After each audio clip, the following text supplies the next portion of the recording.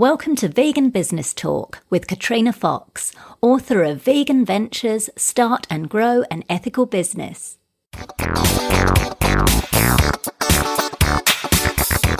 Hello and welcome to episode 33 of Vegan Business Talk. I'm Katrina Fox, journalist, media trainer and editor of veganbusinessmedia.com, the multimedia blog providing success tips for vegan business owners and entrepreneurs. In this episode, I interview Alicia Lai, founder of luxury shoe brand Bourgeois Boheme in London, UK. After a career as a podiatrist, Alicia, who's originally from Australia, moved to London 10 years ago to start a vegan footwear company. Originally selling a range of lower-priced shoe brands along with accessories, she took a break from the business and relaunched it as a high-end luxury aspirational brand focusing solely on her own shoe designs.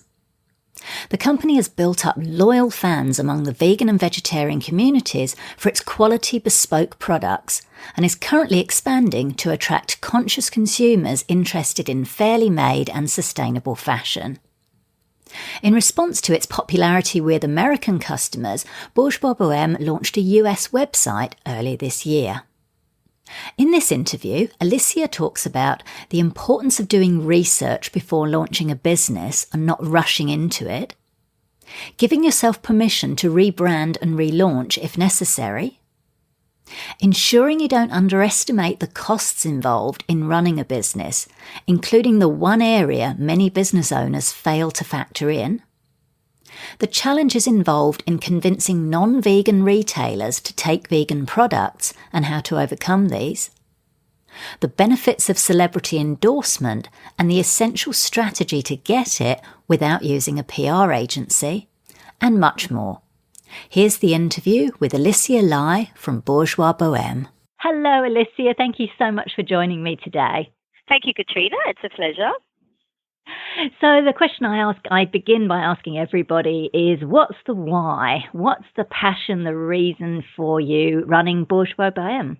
Well, I'm a vegan myself. I've been vegan veggie for, 25 years or more. And, I was a podiatrist working in health in my previous life. And, it wasn't really doing it for me. And I always had the passion about animals and veganism and the environment, etc. And I really wanted to sort of, put that together with, everything that I do, daily job. And, I couldn't find any vegan shoes that I really liked on the market, 10 years ago, and so had this crazy idea to start a vegan business, so that's how it came about. I didn't realise you were a podiatrist before. That's actually kind of, first of all, when you said that, I thought, oh, that's kind of strange. And then I thought, well, actually, no, it isn't, because it's still related to the feet, which is kind of cool. Yeah, it is related. It sort of, it gives me, I suppose, some background to footwear, etc. I mean, I'm not sure that I take it totally into account, with the designs, but it's in the back of my mind. And also, too, when customers, ask me questions, etc., then, I'm a bit more au fait with giving them, a little bit more of an informed decision or answer. So yeah, it's good. It's good. Oh, fantastic. Now, who are your main clientele, Alicia? Like, what kind of demographic or market actually buys your shoes? Yeah, predominantly it is the vegan vegetarian market. Because obviously, it's a vegan vegetarian product, but we're trying to sort of spread that out and into the more conscious consumer, people who want to have an understanding of where their products are made, and more eco-friendly footwear. So we're trying to sort of expand out, but at the moment, predominantly vegan and veggie. And, our price points are a little bit, higher than, let's say, some other brands. So the demographic tends to be a little bit, I suppose, older, if you want to say. Well, not really old. It spreads across 25 to 55, I suppose. But, people who may have a little bit more of a means to purchase, our product. Yeah. Got it. And it's interesting. I'm glad you brought that up about the price, because obviously a lot of the challenge is for vegan products with food and also with non-food products. They do tend to be pricier because, business owners aren't able to get the discounts that are available in bulk for the raw materials and that sort of thing. Now, it's interesting. I remember when I interviewed you last year for my book, and I believe you started Bourgeois Boheme with lower priced shoes. Then you took a bit of a break from your business and then relaunched as a high-end sort of luxury aspirational brand. Tell us a little bit about how that came about. Yeah. I mean, this will probably go into questions later, but before you start a business, you need to, do lots of research, which I did, but I sort of jumped into it, and we were bringing in, we didn't have our own branded products, so we're bringing in other brands. So we would buy in vegan brands, etc., and their price points were what they were. And then we started producing our own shoes, and to tell you the truth, initially I sort of got my pricing a bit wrong, so we were pricing them a little bit lower than what they should be, which was fine. And but you sort of don't tend to make any margin or profit, etc., to take the business forward. So when I made the decision to sort of have a break, because I had a couple of children and wanted to spend some time with them, I sort of rethought about the business, and we predominantly, we only do footwear now. I was doing bags, belts, wallets, purses, all sorts of things, accessories. So, my love is shoes. So I decided to relaunch just as shoes, and also to really make it a great quality product. I wanted to make it our own designs, getting great quality materials, etc., etc. So, it's not that we want to launch and have our shoes expensive. It's just that the price points are there in regards to, as you mentioned, working with factories. They all demand minimums. If you can't meet those minimums, they add on another 10%, 20% on top of prices.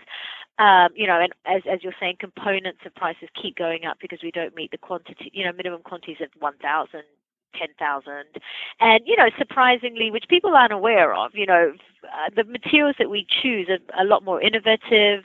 They're made in Italy and Spain. And, the actual lineage meter to buy these upper materials and linings, etc., is a lot more expensive than leathers, out there. So our basically cost price to actually produce our footwear is a lot higher, and for us as well, we choose really great factories who produce other amazing brands, and they're all our own bespoke designs, which means, we have to cut our own uppers and our own patterns and everything. So it all adds up, and the price points are what they are, unfortunately. Well, not, unfortunately, fortunately, but it depends. If you want a quality product that's bespoke, that's, not everyone else is wearing on the market, a little bit more exclusive, then that's the price it costs, unfortunately, to produce this product. But I'm happy to where it is. I don't want to be just another brand out there. I want our footwear to stand out, to be different, to be great quality, and that's where we are. That's brilliant. I really appreciate you sharing all that, because that's really, interesting to get those kind of insights, being flexible with your business model, like you say, you put it out there and then being willing to shift it accordingly. So that's great. And I think that's really important, because I know when I interviewed, we were talking that one of my earlier guests was Justin Mead from Vegan Style. And I know he was saying that, he obviously sometimes cops some flack from people within the vegan community saying, oh, why are these shoes so expensive? And it's important, I think, for people to hear what you've just said, that they're not just buying some mass-produced thing that's been produced in some horrible factory, probably with sweatshop labour that's $25 or whatever, that they are actually buying a really high-quality product that's going to last or whatever. So I appreciate you sharing that. And so, as a vegan, it's really difficult. We're only not wanting to be vegan; we're wanting to be eco, ethical, etc. So for us to tick every single box, it's just so difficult. We get so many demands from people that they want it ethical in the sense of transparent supply chain. They want it ethical in the sense of vegan or fair working conditions. So we're ticking a lot of boxes, and it's really not easy. We're looking at water-based non-animal glues and recycled components, etc. And it's just, to make a shoe, people think it's simple, but don't start a vegan footwear business, people. Maybe do handkerchiefs or something. And it's interesting as well that you shifted, as you say, from selling other people's brands to very much creating and focusing on your own individual, design onwards, which is interesting. Why did you call it Bourgeois Boheme? Oh, my goodness. Name. I love it. Well, people either love it or hate it, yeah? So, we were sort of drinking sangrias, actually, on a balcony in Greece one day. And we were with this French, it was nice, French-Tunisian guy, and this was, years ago, trying to decide on what we would call for the business. And, you know, we didn't want to put sort of vegan or vegetarian or anything in it. We wanted to be more of a brand itself. And he sort of came up with Bourgeois Boheme. So it's sort of the mix of the bourgeoisie with the bohemia. So it's a bit of, you know, the sophistication with the alternative being put together. And that's how we sort of came about. Yeah. No, so it's very memorable as well. You know, if you can spell it, then, you know. That's great. Now, look, you touched on some of the challenges from when you first started out, which is great, about the, you know, kind of being aware of the pricing and the research, and as you've shifted. How have you, now, obviously, you know, it's 10 years now, like you mentioned that the business has been in existence. How have the challenges changed over the years as you've grown? Well, I think it's, you know, demands of the customers, I suppose, in a sense, the challenges in trying to find better, more innovative materials and products that we want. I mean, there's a lot more vegan footwear brands coming up. You know, each year there's one or two more new brands. And also, too, when you look at mainstream shops, you know, a lot of mainstream brands are coming up with their little vegan ranges, which really annoys me, actually. Am I allowed to say that? But, you know, they're a huge company. They can see a demand for vegan shoes, so they produce a few, you know, and obviously they can sell them at, you know, £40, whereas we can't, you know. So the challenges are there in regards to the demand of the market, what's available in the market at the moment. You know, I mean, lately this Brexit thing that's happening in you know, in the UK, you know, we purchase our shoes in Europe. So obviously that's taken a big bite of a chunk out of our bank balance, you know, because obviously the cost price of our shoes have gone up minimum of 20%. So there are all these, you know, different things that, you know, are factors in the business that I think people may not necessarily be wary of, but the challenges of to run a small business, you know, and, you know, with technology these days, you need more digital security, more software, you know, so it's just constant, you know. It's so true. It's so true. Well, my partner and I were doing some about, you know, like the costs of running our business, and that is, it's like, it's the tech stuff, the computer stuff, that is the most expensive. It's ridiculous. Yeah, and I think, you know, when people think about a footwear company, I think they just think about footwear, but for us, it's everything. We've got accountants, bookkeepers, designers, software developers, website security. I could go on, you know. Yeah. So, but I won't bore you all. Yeah. No, that's a really good point. I totally get it. Yeah. So did you find that, I know you mentioned, and I was going to ask you about that later, but it's great that it's come up now, you know, with the, you know, the more vegan shoe brands coming on board, and I was going to ask how do you deal with that challenge to stay, you know, apart? Does it force you to be more innovative? Yeah, in a sense it does. You know, you just have to be very clear about the product that you want, how you may differentiate yourself from the other brands. You know, not all of us are the same. You know, some brands are sort of cheaper and, you know, just, you know, more, let's say, high street type looking shoes. Some are more glamorous high heels. You know, some are amazing men's shoes. So it's about looking at, you know, the different brands and where you can fit in, etc. You know, and it's not so much a dog-eat-dog world out there. You know, I mean, I know lots of owners of different vegan footwear brands. We chat away, and I think this is one of the questions later, which I'm jumping in here. But, you know, I'm collaborating with a couple of vegan brands in America, not in producing goods, but just working together in the marketplace to sort of, you know, brand ourselves and spread the word. So I think, you know, it's a collaborative thing. You know, it's not such a horrible dog-eat-dog world out there. And I think, you know, within the, you know, vegan community, I suppose smaller fashion niche communities, it tends to be a little bit more collaborative and friendly, etc. And it's good to have that available to us.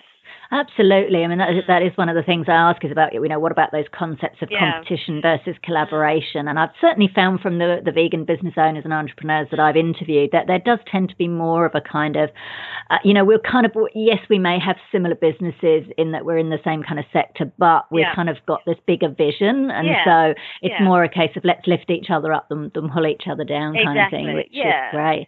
Now, you mentioned the launch for the US, and as I mentioned, I was very excited when I heard about this. Tell us about that. So why did you decide to do it? What were some of the challenges and considerations you had to take into account? Yeah, I mean, the US market is huge, for vegan veggies, and we have lots of customers there. there. So we're looking at a way that we can better access them, in regards to postage and having stock in the US, et cetera, and launching a US website. Obviously, people want to pay in the currency of their home.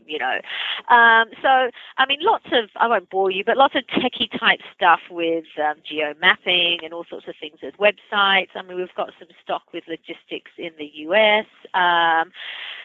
So there's, it's not the easiest thing to do, but it's once again, I'm sort of reconsidering what we're doing there and whether, we keep stock in the UK and just find better postage rates to send to the US, because obviously you've got two stock inventories and, and different things like that. So there's a lot of behind the scenes sort of, logistics and stock and techie stuff that take into consideration in respect to that. But, as I mentioned before, I'm sort of working with a lady in the US and a couple of other vegan brands. So hopefully we can help each other, push each other along and move it along in the US. That's great. Yeah. Are there other shoe brands that you're working with? Yeah. There's another shoe brand and a vegan handbag brand. So, why not, Let's all get together and work together. Absolutely. Well, I think as well, it's worth pointing out that it says a lot for your reputation and your company that you've got the Americans buying from you, because you know what I mean. They've obviously got choice over there, so the very fact that they've been buying from you, I think obviously says a lot about the quality and the style and their happiness with your product. So congratulations on that. Fantastic. We do try. Excellent. So do you have staff, Alicia? I know we talked about, bookkeepers and what have you. I mean, do you actually have, how many employees do you have? Well, there's myself, then I have two, full-time employees. I've got Sophie, who's sort of digital marketing PR lady. She's sort of here 5 days a week. Then I've got Ada, who's here 4 days a week. She's sort of customer service and looks at fashion, our content and all that sort of thing, basically, and then myself. And then we have, often we may have an intern working with us as well, who, which is great, having these, younger, enthusiastic guys in who help do things and learn things along the way. And then obviously we have tons of other, subcontractors, I don't know what you call them. But anyway, you've got factories, you've got agents, you've got developers, you've got bookkeepers and graphic designers and lots of things, but the core is sort of three of us here. Fantastic. And how do you go about finding and keeping experienced and motivated staff? Oh, well, surprisingly, as a vegan company, we do get a few CVs in every so often, because obviously it's the same sort of thing. I run a business based on my ethics as a vegan, and lots of vegans, veggies out there want to do the same, work for a business, based on their ethics. And, so it's a matter of, looking through CVs, talking to people, are they in the same position and where we want to push the business, etc. And and keeping motivated. I think it's just about being enthusiastic about the brand and where we want to take it, and doing different things, keeping it interesting, collaborations, digital marketing, and keeping things, and I like having a nice, relaxed, sort of fun environment here in the office as well. So it's good. I'm not the boss really. I'm just part of the team, and we all work together, and that's the way I like to do it. Oh, that's fantastic. That sounds good. One thing I was going to ask you before we go on, I was going to talk to you about marketing the business. One thing I wanted to check with you, because I know you sell online through your own online stores, the UK and currently in the US as well. Do you also have your products in retailers? Yeah, we do. We've probably got about a dozen around the world. So obviously, as we've got Vegan Style, lovely Justin in Melbourne.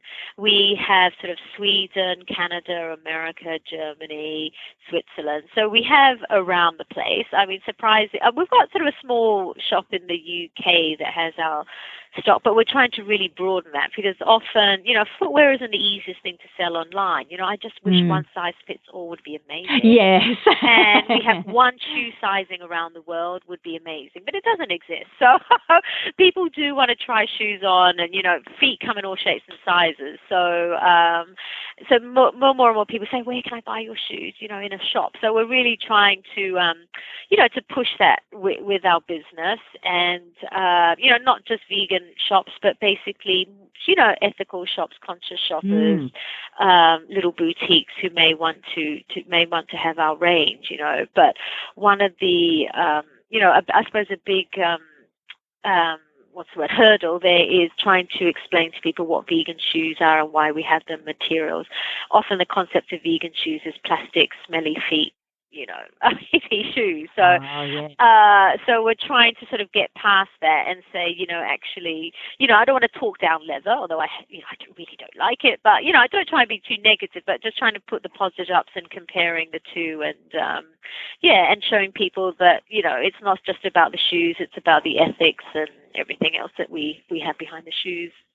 And do you deal directly with retailers, or do you use a broker or a distributor? No, so mainly we do a lot in-house, which is a headache. It takes so much time, and phone call after phone call. I've got two lovely ladies, one in America and one in Sweden, who I've just brought on board. So they're sort of helping me there, so which is great. So we'll just try and grow organically, and with our new range coming up for Spring Summer 17, it looks like a great range. So hopefully we can just push that out a little bit more. Fantastic. And not so much market it necessarily as a vegan product, but it's just an amazing product that happens to be vegan. Exactly. I'm guessing if you're with if your products are in stores, there's obviously a lower profit margin for you. Yeah. I'm guessing, unless you've got it on those big scales, like in kind of lots and lots of stores. So it is a lower margin for us, but at the same time, it's great to get our product out there, and and if more people see the product and try it on, and for us also too, it's about spreading the word about vegan shoes aren't really just for vegans, they're for anybody, and trying to inform people that actually there is a better product to buy out there than what's out there. You may have to pay a little bit more, but this is why, and it's more ethical, it's transparent, et cetera. So for us, it's really about pushing that out there. Fantastic. So you touched on, you've got someone working with you doing digital marketing and PR. Yeah. So what are some of the marketing strategies you've used that have been successful in growing Bourgeois Boheme? Well, I think, branding is a big thing, and just, I think being true to who we are and telling our story and why we do things is a big thing, keeping it a little bit more personal, not too corporate, and being, we're easy to talk with and communicate with. We're not some big corporate company. So in a sense, that's part of the marketing and the branding. Digital marketing these days is a big thing, So we try and collaborate with, different brands. We're collaborating with Mud Jeans at the moment with sort of a Twitter competition. We'll do something with chocolate brands, etc. And, video, I think, is a big thing now, to push forward as well. There's all things like Boomerang, where you make little videos online. And, we just had our photo shoot earlier this week. We sort of had a live Facebook video feed and that sort of thing. I saw that. So, I think it's about, keeping people informed about what we're getting up to. Because I think, once again, this is to do with the perception of pricing and where we are with the shoes. And if people would see what we're doing, what we get up to, how much goes into actually producing a shoe, etc., and keeping people informed. And also, we encourage feedback as well. We'd love to hear back from people about what they think, etc. And I think, it's being that personable brand, I think is good. And just definitely digital marketing is the way, collaborations and getting out there, as well. There's no point sitting in the office, so we need to get our goods out there. We try and do pop-up shops here and there. We try and be involved with giving talks about, fashion, etc. as well. So it's not one thing; it's like lots of little things, to bring it all together. Yeah. Important to have that online and offline as well. Sometimes people see offline marketing as kind of being a bit old-fashioned, but there's kind of it's actually quite nice to do that face-to-face thing, I think so. Yeah. So we touched on a little bit about the name of the company. What about the use of the word vegan in your marketing materials on your website and the prominence of the word? Because, some people think, oh no, veganism, like you mentioned earlier, it's got these stereotypes around what it is. But now it's become, in the last couple of years, it's become kind of almost like trendy, which I never thought I would say. Tell us a bit about your thoughts on how much or, you use the word vegan. It's really tricky, I don't think I have the solution, unfortunately, but obviously, people want to know that our product is vegan. So we do mention it sort of on our website homepage and through our marketing or press releases, whatever. We'll always mention that we're vegan, etc. And then it all depends on who we're trying to communicate with, So if it's a purely vegan veggie market, then yes, way up there. If it's to do with sort of, mainstream fashion, then we may not mention it in the forefront, but we'll always mention it there. So it is tricky. So we try and balance it according to the audience that we're speaking with, really. Excellent. That makes perfect sense. Now, you've had some great celebrity endorsements for your shoes through Natalie Portman and Tori DeVito. I saw she tweeted something out about when you launched in the US, which is fabulous. How do you go about making that happen? Do you have a PR agency? Do you contact the celebrities? Tell us a little bit about how you do it. It's difficult. It's sort of, how can I?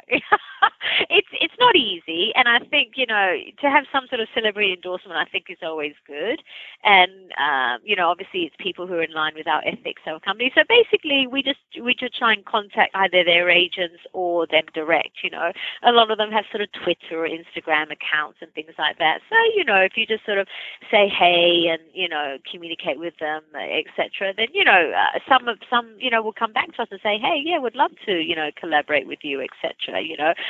Often we gift shoes, or some of them buy them from us, which is great. Brian Adams is our latest guy. We made a couple of shoes, bespoke specifically for him, and he's lovely. So it's just a matter of finding someone who's in line with what you are, and not everyone will get back to you. Some will, some won't. So it's just sort of just plugging away there, really. And I think so. Yeah. When you contact them then, so you wouldn't just send shoes randomly. Do you advise contacting them first and saying, would you like to receive a compliment? It depends on the company. We're tiny. We're so tiny. We can't just give away shoes willy-nilly, So we would never just give away a pair of shoes, Not because we don't want to. It's just that we don't have the budget. And also for us, it's building a long-term relationship, So we're not going to send someone a pair of shoes and say, okay, that's it. We want to build up, do things with them, make it long-term, and keep doing it season from season, etc. So we would contact the agents of the person, talk to them. Some people have said, no, we're not interested. That's fine. We don't take it too personally. How dare you don't want our amazing shoes? But anyway, but some of them come back and say, amazing, I love your shoes. And, we've had, Tori DeVito's great, we've gifted her shoes, and then she's bought another 5 pairs from us. So, it's great. So, no, so I think if you're a tiny brand, I wouldn't just go sending lots of shoes out. I would start it's about building relationships with people and making it a little bit more long term and building it that way. Oh, that's good to hear that. And it's good to know that the direct approach can actually help. Because, there's a bit of a misconception, or the thought that, oh no, you have to go through a big agency or whatever to do that. I think that's great. I think the bigger they are, then yes, you do, and then you will have to go through. We have had an example of a particular celebrity in the US who, we'd only go through their agent, and we sent shoes and we never got anything back from them, which we're not very happy about when they said they would. So it's good and bad. So it's just a matter of seeing how you go, really. Yeah. And what benefits have you received as a result of getting those kind of celebrity high-profile endorsements? Yeah, I think it's basically to show people that I don't want to be horrible, but this sort of fickle world in a way. There's so much sort of celebrity endorsements out there. So we tend to be more conscious and careful about who we choose. And I think if they see that there are these more celebs out there who do like our shoes and wear them and think they're great, then that's always a positive thing. We haven't seen masses huge increases in sales, but I think it takes time to build up, etc. And it's just basically chipping away and working together, together and slowly to get out there, really. Yeah, for sure. So we touched on this a little bit earlier. For those people who are aspiring, because I can imagine a lot of people are going to be listening to you going, oh, she's so cool, I'm really inspired, I want to start my own vegan business, whether or not it's, a shoe brand or whatever, it could be anything.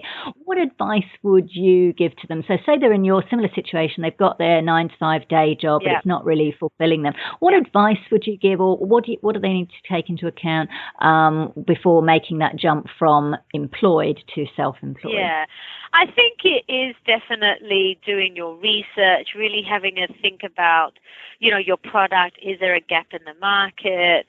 Lots and lots and lots of research, lots of sampling, testing the market, surveying, maybe making prototypes. I mean, depending on what the product is, obviously, and getting lots of focus groups and feedback, etc. And don't like go mad and rush into it like I did. I mean, it started off as a hobby, and now it's just like, oh my God, I've got this business. But take your time about it. Make sure there's lots of sort of industry, professional associations, and even talking to other businesses. Don't be afraid to speak to other vegan businesses or whatever it is you're doing, whether it's food, whether it's whatever. If anyone contacted me, which people have, thinking about starting vegan shoe businesses, I'm happy to talk to people. So I think the thing is, don't be afraid to talk to people who already do it, who have experience in doing it, professional bodies, etc., and really get a good idea of what you want to do. And if you think it's the right thing to do, then make sure you've got sort of time and money and etc. to see you through with it, really. And a plan. Obviously. I'm glad you touched on that, on the money thing. It's interesting. I saw an article actually quite recently, and it was all about most entrepreneurs are just rich kids and they've got access to tons of money kind of thing. And I thought, that's an interesting one, because it's not necessarily the case for some of the people I've interviewed. But just touching on in regards to funding businesses, and every business has got some startup costs, and obviously more so an ongoing costs, as we touched on earlier. So if you're comfortable in sharing, what were some of the methods you used to get started initially to get off the ground? I'm fortunate that I have a nice husband. So basically, our business is self-funded, and I've got a nice husband who's lent me some money. Not that we have tons of money, but he's lent me enough to get going. But especially with a footwear business, you need a minimum of 50,000, let's say, pounds, perhaps, if you're building your own lasts and shoes and patterns and everything else. So, you really got to make sure you've got that funding there and funds ahead to see you through. I basically worked full-time as a podiatrist for the first, 2.5 years, as well as this job on top. So if you don't have a life and you're happy not to have a life for a couple of years, it's fine. But, there is lots of different funding out there. If you can get someone who partners with you and will fund it with you, there's crowdfunding, there's banks, they're not so... maybe not the best way to go, but I think there is availability out there now, for social entrepreneur businesses and different things. So I think, talk to your local business sort of link or whatever it is in your country, and talk to them about what your options are, really. But I think, you will have to have some sort of funding to start off with.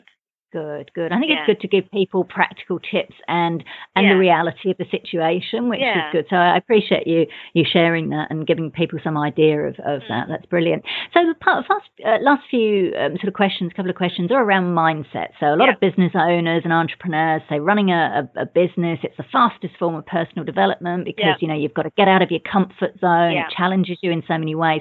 What personal qualities do you believe are essential to staying the course and running a successful ethical business?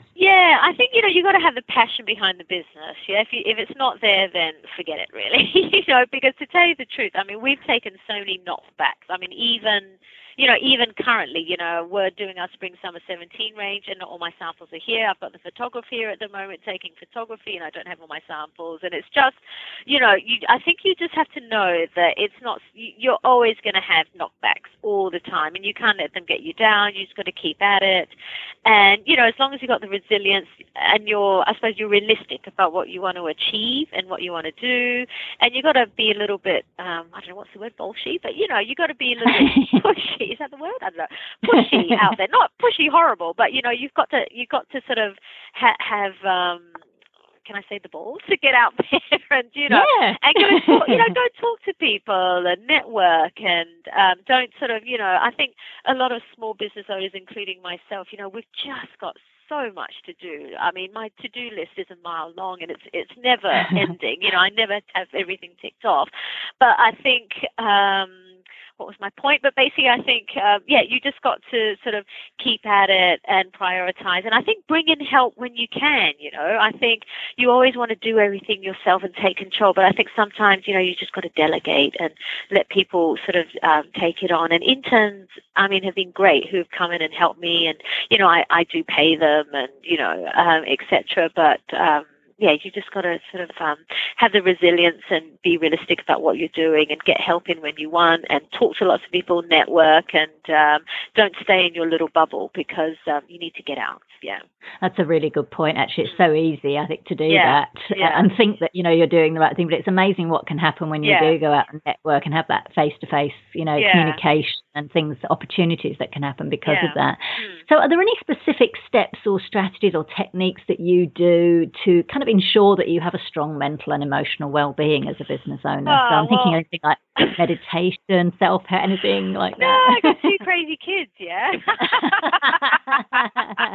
So, for me personally, I'm pretty easygoing and, it is stressful, but I think my personality is, I'm pretty easygoing and I'll just get on with it, and I think that's always been the way, just get on with it. But, for me, I have two kids, and on top of the business, it's crazy, but, it's great to just, it forces me, to shut down at 5:30 most days. So I spend a few hours with them before they go to bed. Then I'm back on my laptop working. But, I think it's important to make sure that, I go to the gym and play tennis and things like that. So I think don't give up the things that make you happy, that will get out and give you energy and things like that. Although, you might say, my God, I don't have time to play that 1 hour of tennis. You just got to go out and do it, or if someone else wants to meditate or whatever else. So I think it's important, that to just don't give up what you enjoy doing, prioritizing the time, etc. And, you need to take your mind off the business, otherwise you just go crazy. That's such good advice. I think you should turn it into a little meme. Yeah, don't give up the things that make you happy. And that's really good. I can see that being shared around Facebook. That's very good. That's a very cool quote. I love that. Thanks. So just finally then, Alicia, what's your long-term vision for Bourgeois Boheme and for yourself? Oh my gosh. Okay. Well, I think we, as I mentioned before, we relaunched 2 years ago, and I think I finally got the branding and the footwear, because I'm a podiatrist, as I said to you, health background, and I just sort of get on with it and do things. But I think now, I think we've got, for Spring Summer 17, we've got a really nice range coming forward. We've sort of got our branding right. We've sort of found our little pocket within the vegan footwear community. So I think it's continuing to develop that and, build the brand and build organically. I'd like to have more retailers having our shoes, more people knowing about our product, etc. So, setting our goals, for each year going forward and seeing how we go. It's a very challenging market at the moment, retail and, Brexit and all sorts of different things. It's just a bit of a nightmare. But I think, as long as we keep realistic and, continue on and see how it progresses and being positive and seeing how we go, really, And, I love your positive attitude. That's lovely. It's very important, actually. It is. Otherwise, I'd be crazy. Well, people say I'm crazy already, but, I think that's it, and don't be afraid to bring people in the business. Like my interns are great. They come in and give me all sorts of ideas. And, I think really listening to other people and taking advice, etc., I think is really, really a good thing. That's fantastic. You've shared so many wonderful pieces of information there, so. Alicia. I really appreciate that. I think you're going to definitely inspire lots of people. I really appreciate you taking the time. I know you're super busy. Thank you very much for joining me. That's okay. My pleasure. Thanks so much for having me again. So that was Alicia Lai from Bourgeois Boheme. You can find out more at bboheme.com. And that link is on the show notes page at veganbusinessmedia.com/podcasts. Now for our Vegan Business News Roundup. Iconic meat alternative company Tofurky has rebranded and released 14 new products in the past year under the leadership of new CEO Jamie Athos, stepson of founder Seth Tibbott, reports latest Vegan News. I often cite Tibbott as an example of a brand being authentic and how Tofurky took off when Tibbott injected his fun personality into the company. For years he ran a struggling tempeh business and even lived in a treehouse because he couldn't afford other accommodation. And you can find out more about his story in my book Vegan Ventures, Start and Grow an Ethical Business, and in my interview with him in a previous episode of Vegan Business Talk. Because Tofurky was a unique product when it first came out, it got a lot of media coverage which allowed it to grow quickly. Today it's continuing its growth with new items including gluten-free pizzas, frozen veggie burgers and a variety of vegan chicken products, sausages and many other items. And Tofurky products are available in supermarkets across the US as well as international distribution in Europe. So this is great. I'm a big fan of Tofurky products after I was introduced to them in 2012 when I was staying with my friend and animal advocate Karen Dawn of Dawn Watch, and she hosted an amazing vegan Thanksgiving dinner. And I'm so pleased that the company is continuing to flourish and that it's in safe hands to take it to the next level. New York's Vendy Awards, which celebrate the best of the city's mobile and market food vendors, are introducing a vegan category this year, reports Gothamist. Taking place in September on Governor's Island, the awards will see 6 animal-free producers compete in the vegan food category for the first time. Monk's Meats, a favourite at the Smorgasburg markets, will be entering their vegan barbecue, along with Jerk Shack, who will showcase their Caribbean cuisine, Mystic Masalas with homemade Indian, Vegan Bandwagon's veggie burgers, Yeah Dog's classic vegan hot dogs, and Bamboo Bites' Southeast Asian street foods and snacks. Sounds delicious. So this is a new development. In the past, vegan businesses such as Cinnamon Snail have won in the general categories. Obviously, vegan eating is becoming so popular that organisers believe it warrants its own category. And the Vendy Awards take place on the 17th of September. Detroit Vegan Soul is a new business that opened its first eatery in 2013. In just 3 years, it's become so popular that it's expanding, with a second outlet due to open in the city's Grandmont Rosedale neighbourhood in December, reports Detroit Metro News. The move comes 2 years earlier than planned, according to co-owner Kirsten Ussery-Boyd. The first restaurant in the West Village, which serves up vegan versions of soul dishes, has seen the likes of former President Bill Clinton and Wu-Tang Clan rapper RZA visit. So it's great to see vegan eateries become so popular that there's a market for more of them. Keep an eye on Detroit Vegan Soul social media for an opening date for the new location later this year. One thing I love about vegan business owners and entrepreneurs is their clever creativity when coming up with names for their products or businesses. A vegan bakery in Denver, Colorado is the latest to do this. Watercourse Bakery is opening to the public for the first time and has changed its name to Make Believe, and there's a comma between the two words indicating a pause. Make Believe.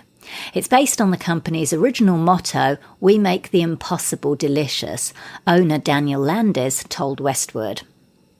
Watercourse Bakery has been making vegan baked goods since 2004, supplying Landis' other businesses Watercourse Foods, which he sold to an employee in 2015, and City O City.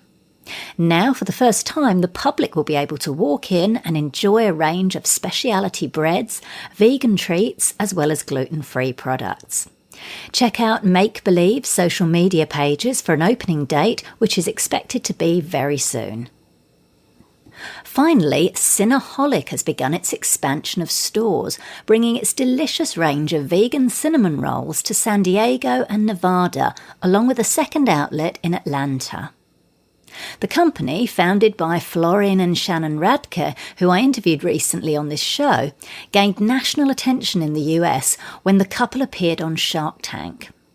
While they were offered a deal, they later turned it down, instead teaming up with a franchise specialist to realise their vision of Cinnaholic outlets across the US.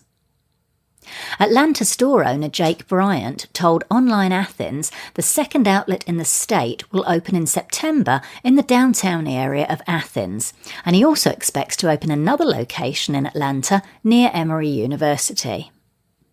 The first San Diego location opened this week at Mission Valley Mall at a kiosk outside Macy's, while the Nevada spot made its debut at the mall at Grand Canyon Retail Center. So this is a fantastic example of vegan world domination, one business at a time, which is my motto and vision.